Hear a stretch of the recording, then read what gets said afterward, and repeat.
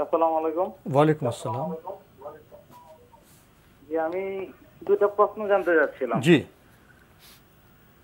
যে আমার প্রথম প্রশ্ন, আমরা রোজা রাখি, রোজার সময় যারা বিবাহিত আছেন, তো তো তাদের জন্য মানে ওই যে ওই স্ত্রীর সাথে ওই ধরনের কোনো সহবাস করার জন্য মানে কোনো নিয়ম আছে কিনা, আর রোজা কি কি কারণে মানে রোজাগুলো ভঙ্গ হতে পারে আর কি, এইটা একটু স্পেসিফিক কারণগুলো একটু জানতে চাচ্ছিলাম।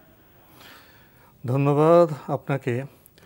আপনার প্রথম প্রশ্নটি শুনে আমার মনে হলো যে আমরা যখন প্রশ্ন করি, প্রশ্ন করার একটি দায়িত্ব আছে, জবাব দেওয়ার যেমন দায়িত্ব আছে, প্রশ্নকর্তারও দায়িত্ব আছে। রোজা কি 24 ঘন্টার জন্য হয়, না সূর্য উদয়ের পর থেকে সূর্যাস্ত পর্যন্ত? এই সময়ের বাইরে যে অনেক ঘন্টা সময়, সে সমস্ত সময় তো রমজান ও স্ত্রীর সাথে মেলামেশা করা যায়। কি বলবেন? হ্যাঁ, এটি কোরআনের মধ্যে আল্লাহ সুবহানাহু ওয়া তাআলা স্পষ্ট করেছে, ফাকুলু ওয়াশরাবু হাত্তা ইয়াতাবায়্যানা লাকুমুল খাইতুল আবয়াদু মিনাল খাইতিল আসওয়াদি মিনাল ফাজর সুম্মা আতিমুস সিয়ামা ইলাল লাইল। মানে শুধুমাত্র রাত্র পর্যন্ত আপনি সিয়াম পালন করবেন, সবে সাদেক থেকে আরম্ভ করে রাত্র পর্যন্ত সিয়াম পালন করবেন। এই সময় স্ত্রী সহবাস নয় শুধু, বরং এই সময় সকল প্রকার মানে যৌন টেন্ডেন্সি যেগুলো আছে সেগুলো কোনোভাবেই সেগুলো আদায় করতে পারবে না। এগুলো সম্পূর্ণ হারাম, যেটি মানে কামনা বাসনার সাথে সম্পৃক্ত। বাকি সময় তিনি সেটা যদি তার সেটা তার জন্য জায়েজ রয়েছে। আর এটা আমার মনে হচ্ছে খুবই কমন প্রশ্ন, সকলের কাছে স্পষ্ট থাকার কথা। এরপর তিনি এটার সাথে জড়িয়ে দিয়েছেন মানে যে সমস্ত কারণে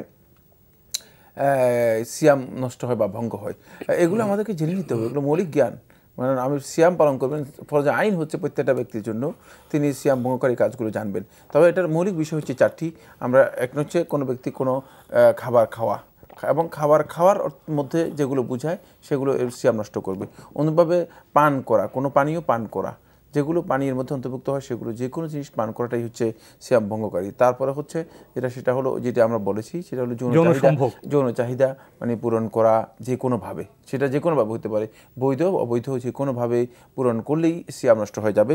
4 নম্বর পয়েন্ট হচ্ছে সেটা হলো শুধুমাত্র মহিলাদের জন্য, নারীদের জন্য, সেটা হলো হাইজ অথবা নেফাস মানে যেটা পিরিয়ড বা মিন্স, এবং সেটা প্রসূতির যে রক্তস্রাব রয়েছে সেটি কারো যদি দেখা দেয় তাহলে তার সিয়াম নষ্ট হয়ে যায়।